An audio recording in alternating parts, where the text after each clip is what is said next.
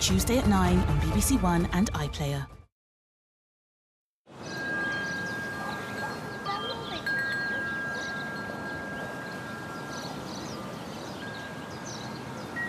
The Sunday Night News now on BBC One with Rita Chakrabarti. Tonight at 10, 6 cases of the Brazilian variant of coronavirus are found in the UK for the first time. Officials say the risk to the wider community is low, but local testing is being expanded in response. We are concerned that this may have increased transmissibility, may lead to more infections, and we don't yet know the vaccine effect, and so really want to prevent the spread in the UK population. We'll be asking how worried we should be at this first detection of the Brazilian variant here. Also tonight, ahead of this week's budget, an early announcement of help for struggling businesses, £5 billion in grants. A violent crackdown by troops in Myanmar. At least 18 people are killed in protests against the military coup. Donald Trump's first speech since leaving the White House. He says his journey is far from over. So I turned the charm on. No, I could have stayed in Leeds. And tributes are paid to the Coronation Street actor Johnny Briggs, who's died aged 85.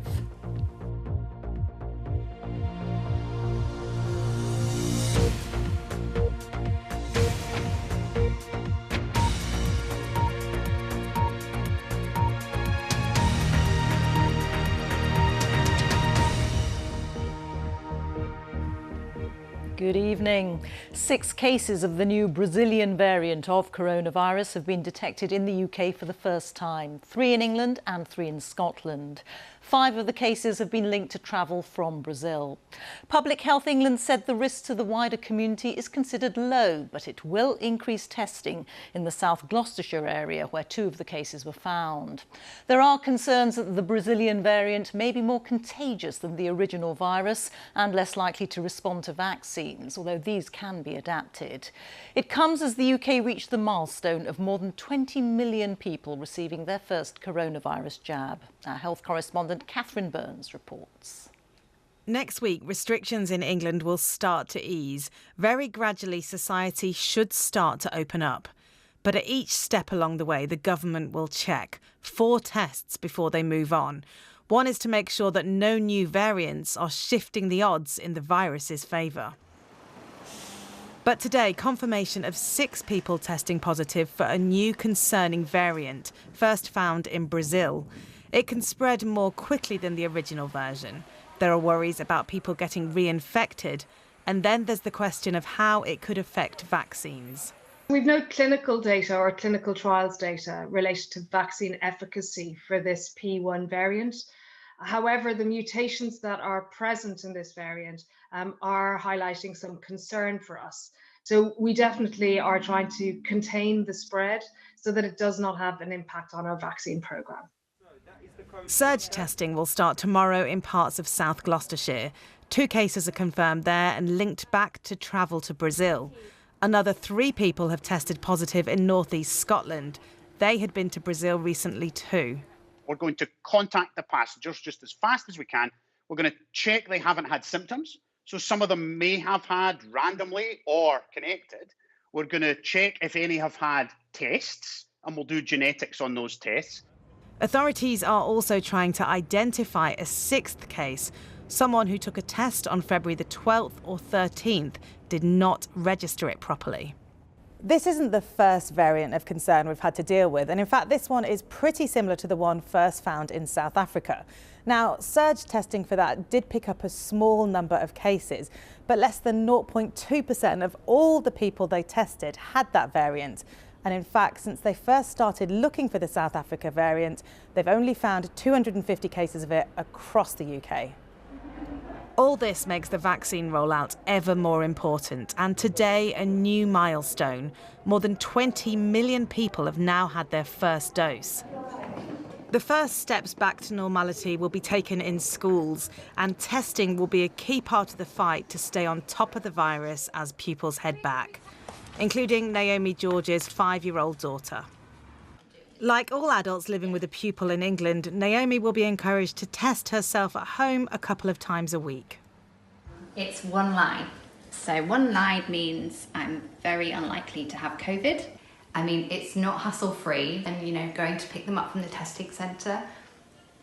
But, you know, we will be doing it. It's worth doing. The news about the Brazilian variant will hopefully be just a small obstacle in our race against the virus. Scientists think the current vaccines will still protect against other variants, although maybe not quite as well. But they're not wasting any time and are already working to tweak vaccines. New versions could be ready in a few months. Catherine Burns, BBC News. Let's have an update on the coronavirus figures now. There were 6,035 new confirmed infections in the latest 24-hour period. It means on average of 8,721 cases per day were recorded over the past week. In the last 24 hours, 144 deaths have been reported. That's people who died within 28 days of a positive COVID test. This number is often lower on Sundays. On average, 324 deaths were announced every day in the past week. It brings the total number of people who've died to 122,849. The vaccination statistics show 407,503 people had their first dose of a vaccine in the latest 24-hour period, which means, as we've heard, that more than 20 million people have now had their first jab. Ahead of the budget on Wednesday, the Chancellor Rishi Sunak has signalled the government will continue to support people and businesses through the economic crisis triggered by the pandemic. And he announced a grant scheme worth £5 billion to help businesses in England to reopen. But with the government spending a massive £271 billion this year on fighting COVID and its effects, Mr Sunak also said he wanted to level with people about the challenges ahead. Now, political correspondent Damien Grammaticus reports. It's in the air, a sense of change, a hint of spring and a pandemic waning. But still, there's months left to go till restrictions lift. So today the Chancellor was signalling the support in place for hard-pressed firms and families will stay.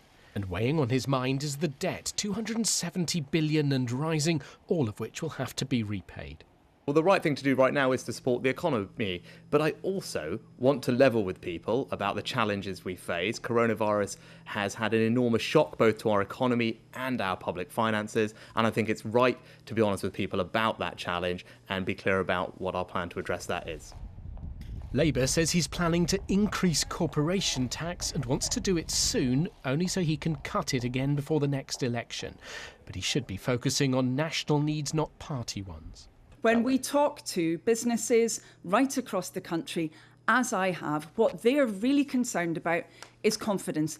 They don't want to see a Chancellor who's focused on politics, who's focused on getting any changes through right now so he can wash his hands of them before the next general election. But Rishi Sunak said that was not his plan.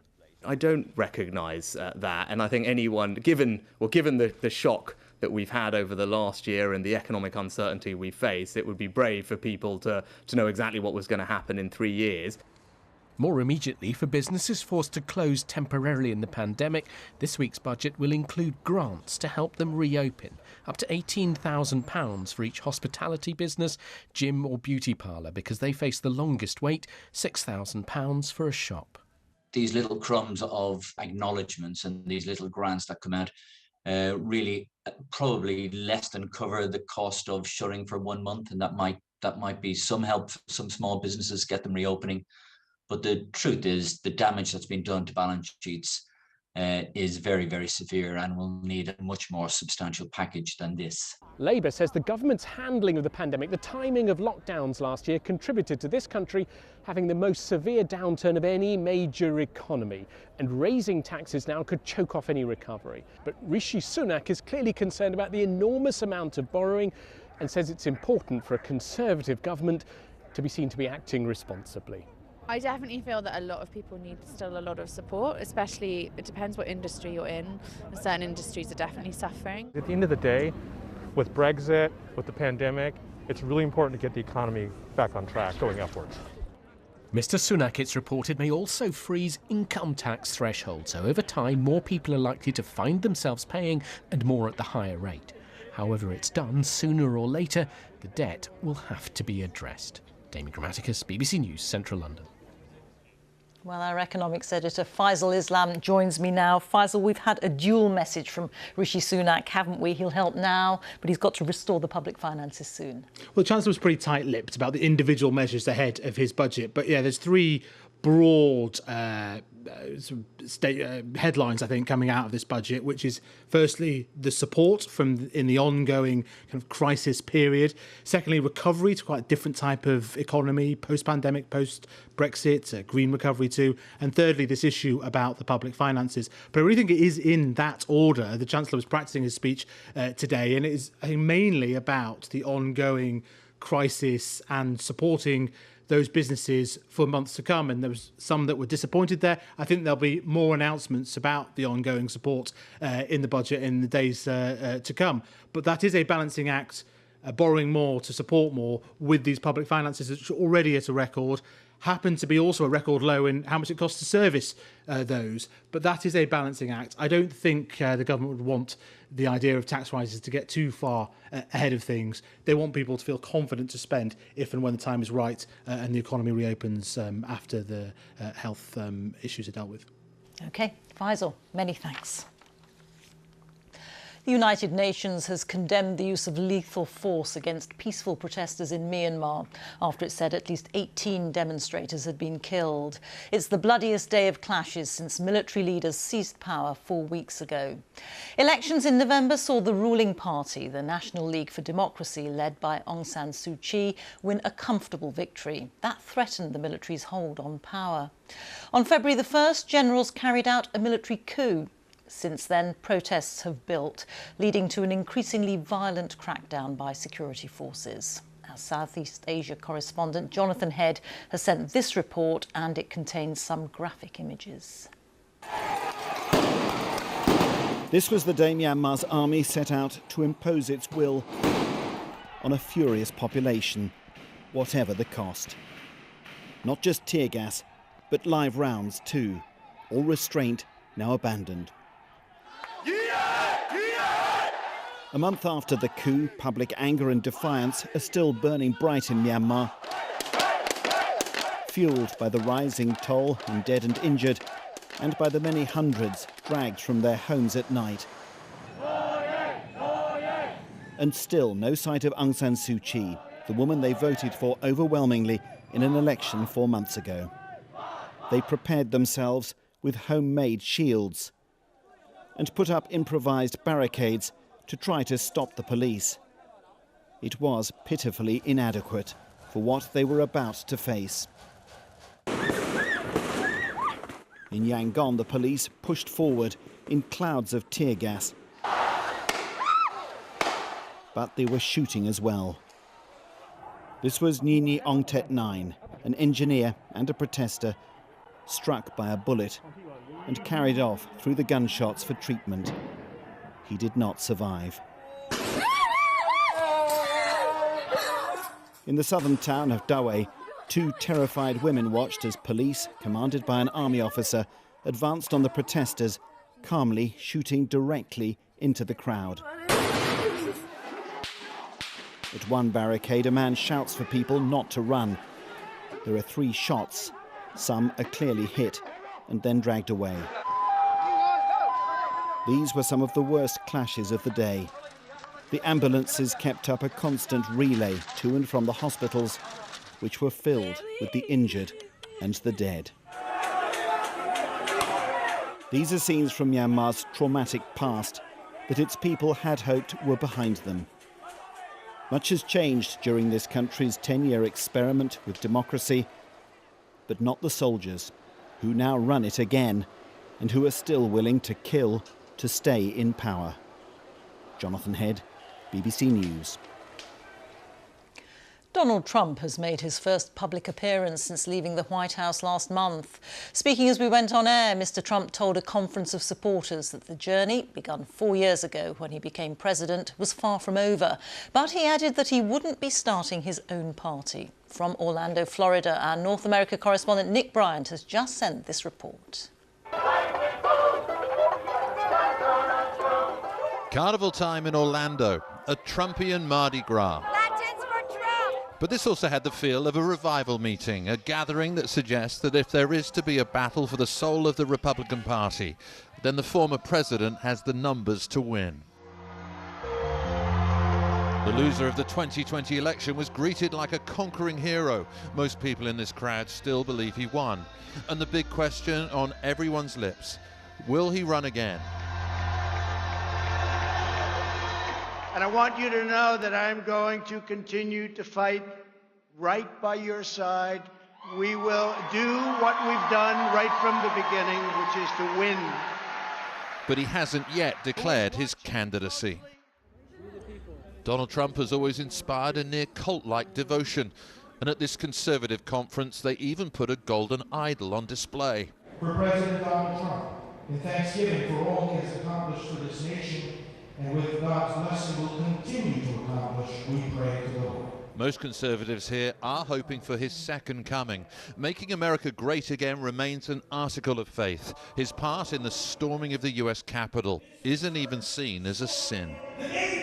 People really admire him and respect him, and they want to hear from him. Isn't what happened on January the 6th and his part in that disqualifying? No, I don't believe he played any part in the violence at the Capitol. And I don't think any of these people do here. What this appearance has shown is that the storming of the US Capitol was not a pivotal event. The moment when the Republican Party decided to reject Donald Trump and take a different path. Less than 2 months on, it's almost as if January the 6th never happened. Nick Bryant, BBC News, Florida. 47 pro-democracy activists in Hong Kong have been charged with conspiracy to commit subversion. It's the largest single use of a national security law which was imposed by China last year. The activists had organised unofficial voting to select opposition candidates ahead of elections which are now postponed. The European Union has called for their immediate release from police detention. NATO's Secretary-General has told the BBC that China is acting like a bully in its behaviour to other nations, and he's vowed to renew efforts to strengthen partnerships with democratic countries in the Asia-Pacific region. It comes at the end of a week when relations between the UK and China worsened after the Foreign Secretary berated China over its human rights record. Our World Affairs editor John Simpson reports. For the West, China's a growing worry. It rattles its sabre over Taiwan. It's inclined to declare the South China Sea as its own private waters. It stamps out dissent in Hong Kong. It represses its Uyghur population and gets really nasty if anyone reports that or tries to take action to stop it. China is a rising power and a power that doesn't share our values, that represents some serious challenges. We see how China is oppressing people, minorities in their own country, but also how they're bullying neighbors, other countries all around the world. It's only just over a year ago when NATO held a summit here in London that China was way down the agenda. Now it's right up at the top of it. But dealing with China isn't easy. Every Western country depends on China to some extent. And if a new Cold War were to break out, we'd all suffer.